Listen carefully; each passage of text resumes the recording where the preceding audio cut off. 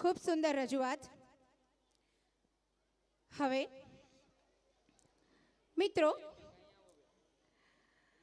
હવે આપણે અધર્મ પરથી ધર્મની જીતનું જે પ્રતીક છે તેને આપણે નિહાળવાનું છે. મથુરાનો રાજા કંસ, જેણે પોતાની બહેન દેવકી અને વસુદેવને બંદી બનાવ્યા અને નિર્દોષ બાળકોનો પણ સંહાર કર્યો. ભય, અંધકાર અને અન્યાયનું રાજ્ય સ્થાપિત કર્યું. હલો, એ પેરેન્ટમાં એક રિક્વેસ્ટ છે. GJ03 DN 7612 નામની ગાડી છે, એ પ્લીઝ હટાવી લ્યો તો બીજાને નીકળી શકે. 7612 નંબરની ગાડી છે, પ્લીઝ હટાવી લ્યો. Thank you.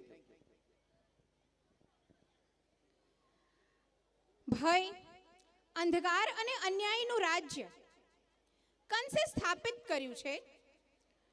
પણ જ્યારે અધર્મ સીમા વટાવે ત્યારે ધર્મ સ્વરૂપે અવતાર પ્રગટે છે અને એ અવતાર છે શ્રી કૃષ્ણ.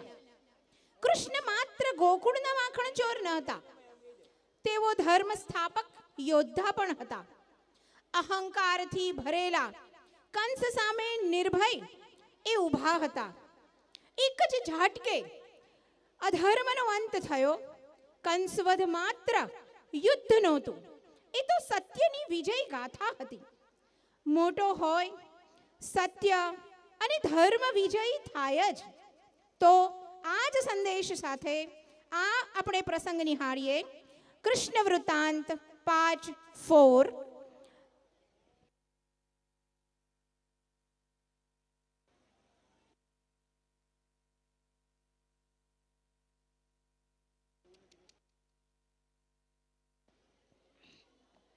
કૃષ્ણ કોણ? હમણાં જ અમારા સાહેબે કીધું કે કૃષ્ણ વિશે જ વાત કરવાની છે. તો કૃષ્ણ વિશે આપણે શું વાત કરી શકીએ? કૃષ્ણ કોણ?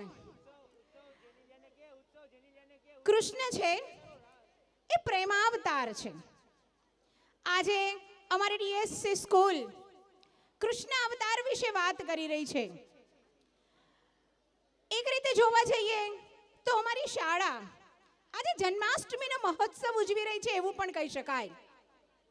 આ જન્માષ્ટમીના ઉત્સવને હું ખરેખર પ્રેમાષ્ટમી એવું કહીશ. કેમ? કારણ કે કૃષ્ણ કોણ? તો કૃષ્ણ આપણને શું શીખવે છે? તો કૃષ્ણ આપણને પ્રેમ કરતા શીખવે છે. કૃષ્ણ એક એવું ચરિત્ર કે જેણે પ્રેમ કેવો હોય, પ્રેમ કેવી રીતે કરાય અને પ્રેમ કરવાના શું પરિણામો આવી શકે, એ આપણને ડગલે ને પગલે સાક્ષાત જીવીને આ દુનિયાને બતાવ્યું.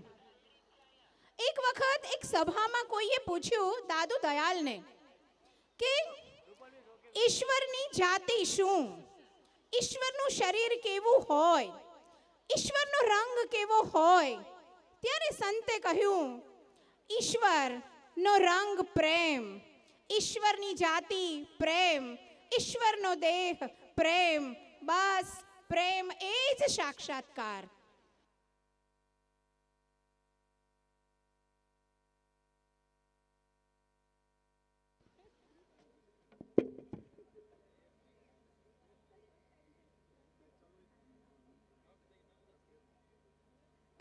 एक बार मथुरा में एक भव्य उत्सव का आयोजन किया गया.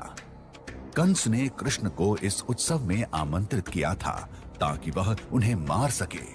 कृष्ण और बलराम को मथुरा लाया गया. उत्सव के दौरान कंस ने कृष्ण को कई चुनौतियों से पार पाने के लिए कहा. उसने कृष्ण पर मदिरा के नशे में एक हाथी को छोड़ा, लेकिन कृष्ण ने आसानी से हाथी को काबू में कर लिया. फिर उसने कृष्ण को एक कुश्ती के लिए चुनौती दी, लेकिन कृष्ण ने उसके सभी पहलवानों को हरा दिया. जब कंस ने देखा कि कृष्ण बहुत शक्तिशाली हैं, तो वह स्वयं कृष्ण से लड़ने के लिए आया.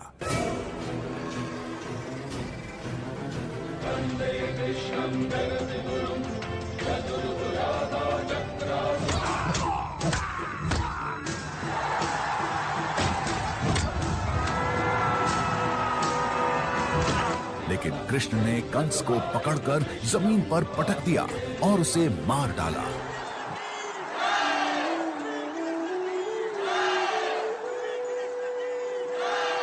इस तरह कृष्ण ने कंस का अंत कर दिया और मथुरा को उसके अत्याचार से मुक्त कराया।